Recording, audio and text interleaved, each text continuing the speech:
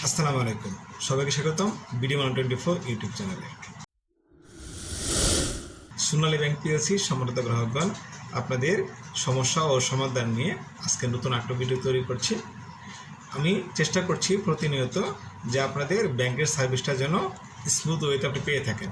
কোনো সমস্যা উদ্ভব হতেই পারে, এটা হচ্ছে আমাদের নিত্য নৈমিত্তিক ব্যাপার।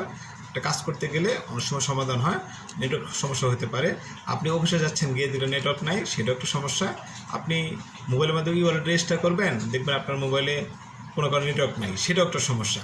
আপনি ব্যাংকে যাবেন অল্প সময়, কিন্তু রাস্তায় রিক্সা নেই, সেটাও একটা সমস্যা। আদৌ সমস্যা থাকবে, এটাই খুব স্বাভাবিক, কিন্তু আপনাকে দেখতে হবে সেই সমাধানটা কীভাবে আরও স্মুথ ওয়েতে করা যায়। ঠিক আছে?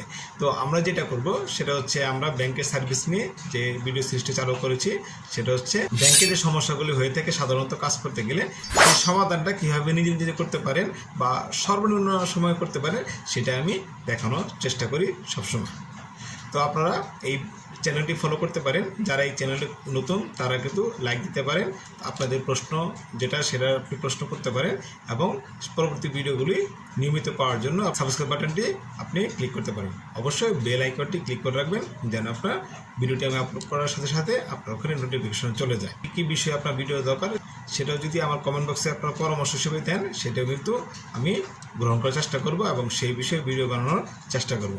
আজকে আমরা আরও বেশ কিছু প্রশ্ন নিয়ে হাজির হয়েছি এবং সেই প্রশ্নগুলো উত্তর দেওয়ার চেষ্টা করব। এর আগে আমরা ইতিপূর্বে 3টি পর্ব করেছি বা কয়েকটি পর্ব করেছি সমস্যার সমাধান নিয়ে, সেই পর্বগুলো দেখে নিতে পারেন। প্রথম পর্ব, দ্বিতীয় পর্ব এবং তৃতীয় পর্ব, এই পর্বগুলো দেখুন, এই সমস্যা এবং সমাধানগুলো দেওয়ার চেষ্টা করব। আসুন আজকের ভিডিওতে চলে যাই, দেখি আজকে কী কী প্রশ্ন রয়েছে। সোনালী ওয়ালেট গ্রুপে একজন প্রশ্ন করেছেন, সেই সোনালী ওয়ালেটের পাসওয়ার্ড ভুলে গেছি, সমাধান কি? তার মনটা অত্যন্ত খারাপ যে তিনি পাসওয়ার্ডটা ভুলে গেছে, তিনি এখন অ্যাপসটা ইউজ করতে পারছেন না। সেটার সমাধান কিন্তু এই ভিডিওতে আছে, আপনি দেখে নেবেন। আমি ডেসক্রিপশন বক্সে সেটা কিন্তু লিঙ্ক দিয়ে দিলাম। খুবই সমাধান সহজ। যদি এখনও ইউআরটি ইউজ করতে না পারেন, তাহলে বুঝবেন যে আপনি একটু বোকামি করেছেন, সমাধানটি সহজ ছিল, গ্রহণ করতে পারেননি।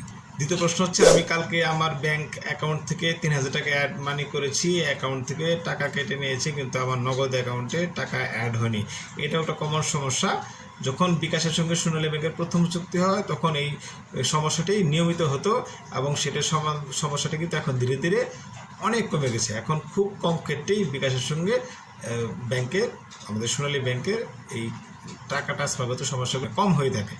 আমি যখন প্রথম এটা করি, আমার 1 মাসের ভিতরে 2 বার হয়েছিল, এখন কিন্তু আমার অলমোস্ট একবারও হয় না গত কয়েক বছরে। যেহেতু নগদের সঙ্গে সোনালী ব্যাংকের লিঙ্কটাও খুব নতুন, বেশি দিন হয় নাই, মাত্র কয়েক মাস হয়েছে বা বছরখানেক হয়েছে, সেই জন্য এটার সমস্যা কিছুদিন হচ্ছে। আশা করি এটার সমস্যাটাও খুব দ্রুতই সমাধান হয়ে যাবে। বিকাশের ক্ষেত্রে যেটা করতে হয়, এই সমস্ত সমস্যা হলে কল সেন্টারে ফোন দিতে হয় বা বিকাশ সাপোর্টে কল দিতে হয়, তারা কিন্তু সমাধানটা করে দেয়। নগদের ক্ষেত্রে এই সমাধানটা আর একটু অ্যাডভান্স, আপনাকে ওয়েট করার প্রয়োজন নেই। আসলে পরবর্তী প্রশ্নে চলে যায়। সেখানে একজন গ্রাহক, তিনি সহজে শর্টকাটে একটি প্রশ্ন করেছেন, শুধু লিখেছেন সমাধান কি এবং একটি স্ক্রিনশট তিনি শেয়ার করেছেন। সেটা হচ্ছে চেক সার্ভিসেস রিলেটেড। তিনি বলেছেন যে, ডিয়ার কাস্টমার, এখানে নোটিফিকেশনে আসছে, dear customer, you already have a cheque book request, number of books to lift number 0 receiving branch Adapukurhat branch, এবং কারেন্ট স্ট্যাটাস হচ্ছে আন্ডার প্রসেসিং। তিনি হয়তো এই বিষয়টা বুঝতে পারেননি। আসলে তিনি অলরেডি কিন্তু একটা চেকবুকের আবেদন দেওয়া হয়েছে এবং সেই বই দেওয়া হয়েছে 2টা। এমন হতে পারে শাখা নিজেই 2টা লিখেছেন, অথবা কাস্টমার তিনি নিজেই 2টা ওখানে বলে এসেছেন যে আমার জন্য বই 10 পাতা 2টা বই দেওয়া হবে। যেহেতু একটা আবেদন দেওয়ার পর সেই প্রসেস করে আপনি চেকটা গ্রহণ করেননি, সেই কারণে কিন্তু আপনার নতুন করে চেক বই আপনি আবেদন দিতে পারবেন না। আমাদের এই গ্রাহক হয়তোবা তিনি মনে করেছেন, যেহেতু আমার চেক বই আসছে না, তাহলে আমি আবার আবেদন দিই। আর এই SMS-টা বা এই নোটিফিকেশনটা কিন্তু আপনার এই সমস্ত কারণে হয়েছে। তিনি পুনরায় চেকবুক রিকোয়েস্ট আবেদন দিতে গিয়েছেন, তখন এই নোটিফিকেশন চলে আসছে। কারণ যেহেতু তার একটি অলরেডি আবেদন আছে এবং সেটার সমাধান হয় নাই, সেক্ষেত্রে নতুন আর আবেদন সফটওয়্যার গ্রহণ করবে না। প্রশ্ন করেছেন MK রয় নামে, MNP করলে কি OTP আসবে? অভিজ্ঞ কারো মন্তব্য আশা করছি, অগ্রিম ধন্যবাদ।